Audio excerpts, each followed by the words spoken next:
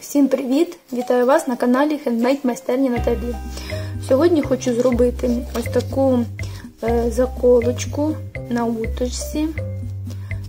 Сам матеріал я використовувала глітерний фоаміран,